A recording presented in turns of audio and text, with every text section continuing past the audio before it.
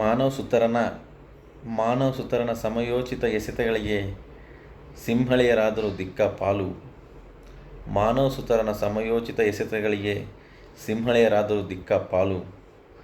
ಪಡಿಕ್ಕಲನ ಪ್ರಬುದ್ಧತೆಯ ಶತಕಕ್ಕೆ ಲಂಕವಾಯಿತು ದಹನ. ಪಡಿಕ್ಕಲನ ಪ್ರಬುದ್ಧತೆಯ ಶತಕಕ್ಕೆ ಲಂಕವಾಯಿತು ದಹನ. ಗುರು ಗಿಲ್ಕ್ರಿಸ್ಟ್ ದಾಖಲೆಯನ್ನು ಶತಕಗಳ ಸಿಕ್ಸರ್ ಮೂಲಕ ಸರಿಗಟ್ಟಿದ ಶಿಷ್ಯ ಪಂತ್. ಗುರು ಗಿಲ್ಕ್ರಿಸ್ಟ್ ದಾಖಲೆಯನ್ನು ಶತಕಗಳ ಸಿಕ್ಸರ್ ಮೂಲಕ ಸರಿಗಟ್ಟಿದ ಶಿಷ್ಯ ಪಂತ್. ರಾಹುಲ್ನ ತಾಳ್ಮೆಯ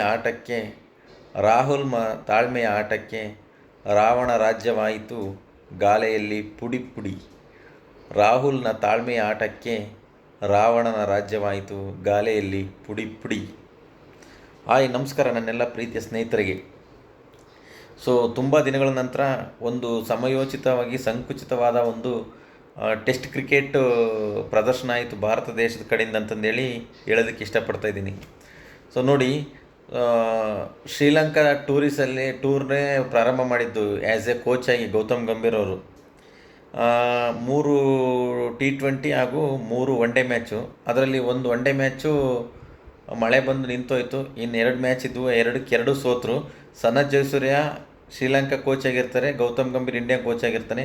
ವಿವಿಧ ಪ್ರಯೋಗಗಳು ಮಾಡಿ ಸೋತರು. ಬಟ್ T20 ಒಳಗಡೆ 3 ಕ್ಲೀನ್ ಸ್ವೀಪ್ ಮಾಡಿ ಗೆದ್ಕೊಂಬಂದಿದ್ರು. ಮಿಶ್ರ ಒಂದು ರಿಸಲ್ಟ್ ಬಂದಿತ್ತು ಶ್ರೀಲಂಕಾ ಟೂರಲ್ಲಿ 2024. ಅದೇ ರೀತಿಯಾಗಿ ಅದಾದಮೇಲೆ ಒನ್ ಡೇ ಮ್ಯಾಚಲ್ಲಿ ಹಂಗೆ ಕಂಟಿನ್ಯೂ ಚಾಂಪಿಯನ್ಸ್ ಟ್ರೋಫಿ ಗೆದ್ದರು. T20 ವರ್ಲ್ಡ್ ಕಪ್ ಗೆದ್ದರು. ಅದಾದಮೇಲೆ ಟೆಸ್ಟಲ್ಲಿ ಮಂಕಾಗಿದ್ದರು ಇಂಡಿಯಾದವರು. ಬಟ್ ಆದರೆ ಗಾಲೆ ಇವತ್ತೇನು ಶ್ರೀಲಂಕಾ ಟೂರಲ್ಲಿ ಗಾಲೆ ಕ್ರೀಡಾಂಗಣದಲ್ಲಿ ಒಂದು ಮಳೆಗೆ ಒಂದು ದಿನದ ಮುಕ್ಕಾಲು ಭಾಗ ಆಟ ಆಹುತಿ ಆಯಿತು. 2ನೇ ದಿನ ಮೊದಲನೇ ದಿನವೂ ಸುಮಾರು 73 ಓವರ್ ಅಷ್ಟೇ ನಡೆದವು. 90 ಓವರಲ್ಲಿ 17 ಓವರ್ ಮಳೆಗೆ ಆಹುತಿ ಆಯಿತು. ಆದ್ರೂ ಒಂದು ಒಳ್ಳೆಯ ಸ್ಕೋರ್ನ ಕಲೆ ಹಾಕಿ ಇಂಡಿಯಾದವರು ಶ್ರೀಲಂಕಾದವರಿಗೆ ಬ್ಯಾಟಿಂಗ್ ಕೊಟ್ಟರು. ಬಟ್ 27ಕ್ಕೆ 2, 90ಕ್ಕೆ 4 ಹೋಗಿದ್ವು. ಅಂಥ ಟೈಮಲ್ಲಿ ಒಂದು ವಿಕೆಟ್ ಕೀಪರ್ ಕಮ್ ಬ್ಯಾಟ್ಸ್ಮನ್ನು ಒಂದು ಡಿಸಿಲ್ವಾ ಅವರು ಒಂದು ಚೆನ್ನಾಗಿ ಆಡಿ ಏನೋ ಒಂದು 294 ತನಕ ತೊಗೊಂಬಂದರು. ಅಲ್ಲಿ 4 ವಿಕೆಟ್ಗಳನ್ನ ಮಾನವ ಸುತಾರ್ ಎತ್ತಿದ್ರು. ಅದಾದಮೇಲೆ ಮತ್ತೆ ಇಂಡಿಯಾದವರಿಗೆ ಬ್ಯಾಟಿಂಗ್ ಬಂತು. ನೋಡಿ, ಅಲ್ಲೇ ಶುರುವಾಗಿದ್ದು ಪಂತ್ನ ಆರ್ಭಟ.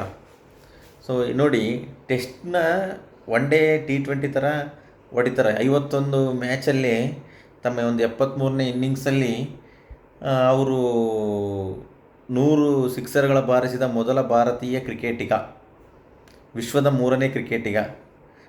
ತಮ್ಮ ನೆಚ್ಚಿನ ಗುರು ಪಂತ್ನ ನೆಚ್ಚಿನ ಗುರು ಯಾರಂತಂದರೆ ಎಡಗೈ ಬ್ಯಾಟ್ಸ್ಮನ್ ಆಸ್ಟ್ರೇಲಿಯಾದ ಮಾಜಿ ಆರಂಭಿಕ ಆಟಗಾರ ಕಮ್ ವಿಕೆಟ್ ಕೀಪರ್ ಗಿಲ್ಕ್ರಿಸ್ಟ್. ಅವ್ರ ದಾಖಲೆನೂ ಸಹ ಮುರಿದು ಬಿಸಾಕಿದ್ರು ಇವತ್ತಿನ ದಿನ. ಅಂದರೆ 100 ಹೊಡೆದಿದ್ರು, ಇವರು 100 ಹೊಡೆದಿದ್ದಾರೆ. ನೆಕ್ಸ್ಟ್ ಮ್ಯಾಚಲ್ಲಿ ಮುರಿತಾರೆ 6 ಹೊಡೆದು. ಅದರಲ್ಲೂ ಅತಿ ಹೆಚ್ಚು ಸಿಕ್ಸರ್ಗಳು ಸ್ಪಿನ್ನರ್ಗಳು ವಿರುದ್ಧ ಬಂದಿದ್ದಾವೆ. ಆ ಥರ ಆಗಿ ಅವರು ಒಂದು ಒಳ್ಳೆ ರಿಷಬ್ ಪಂತ್ ಟೆಸ್ಟಲ್ಲಿ ನಾವು ಈಗಲೂ ಬ್ರಿಸ್ಬೇನ್ನಲ್ಲಿ ಆಸ್ಟ್ರೇಲಿಯನ್ನರ್ನ 2021 ಟೂರಿಸಮ್ ಬಾರ್ಡರ್ ಗವಾಸ್ಕರ್ ಟ್ರೋಫಿಲಿ ಹಿಮ್ಮೆಟ್ಟಿಸ್ಕೊಂಡು ಹೋಗಿ ಹೊಡೆದಿರ್ತಕ್ಕಂಥದ್ದು ಇನ್ನೂ ಕಣ್ಮುಂದೆ ಹಂಗೆ ಇದೆ. ಈ ಮಿಚೆಲ್ ಸ್ಟಾರ್ಕ್ಗೆ, ಜೋಶ್ ಹೇಜಲ್ವುಡ್ಗೆ ಹಾಗೂ ಪ್ಯಾಟ್ ಕಮಿನ್ಸ್ಗೆ.